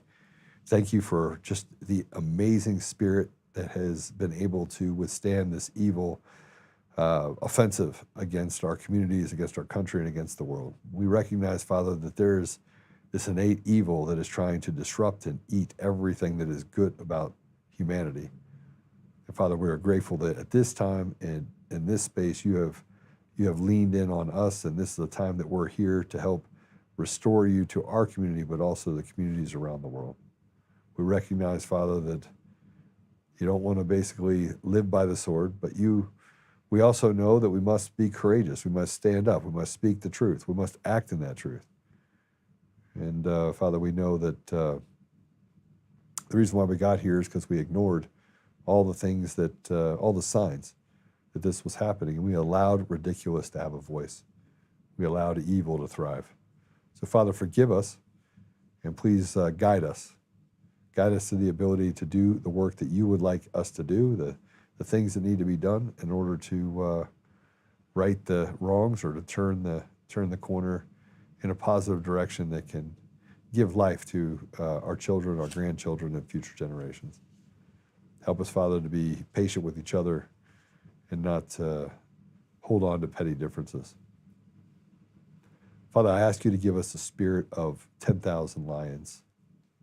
Give us the ability to fight back and to fight in such a way that we can push this evil back into the hole it came from.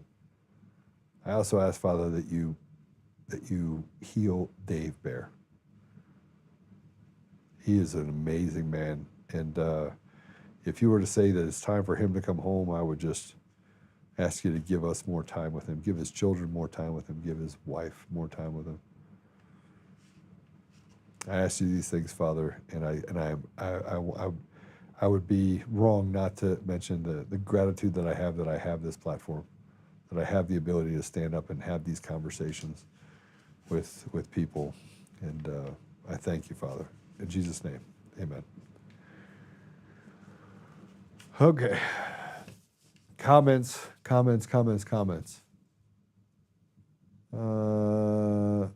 Gotta go, fam. My mom fell and I have to go help my sister clean her up. Oh boy, that's not good. Pretty sharp on Mondays. Little Halloween-y. Nice pick.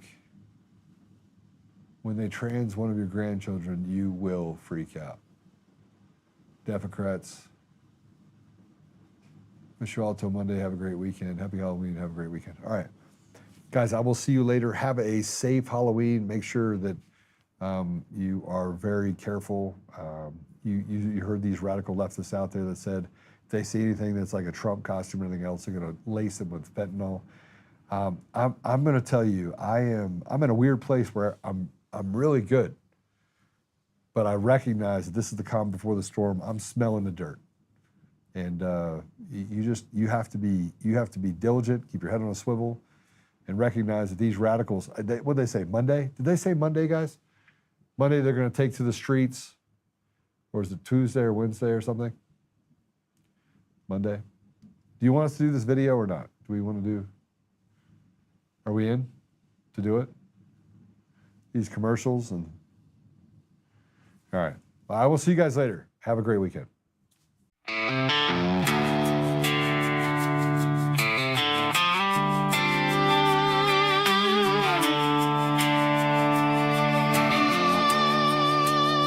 Rise up untamed in the heart of the fight where the wild ones roam. Joe Oltmann's calling, bringing truth back home. From conservative daily to this untamed fire, we shatter the silence, lifting spirits higher. No chains can hold us, no lies can prevail.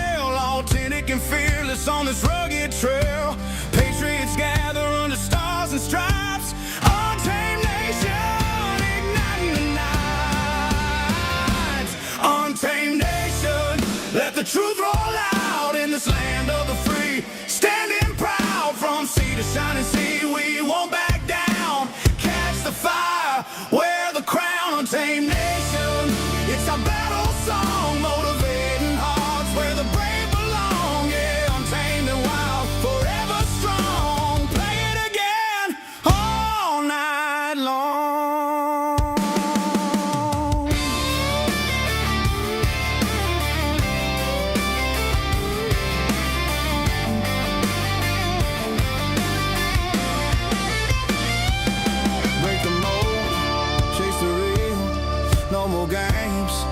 find a heel.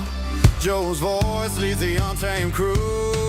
Truth matters through and through.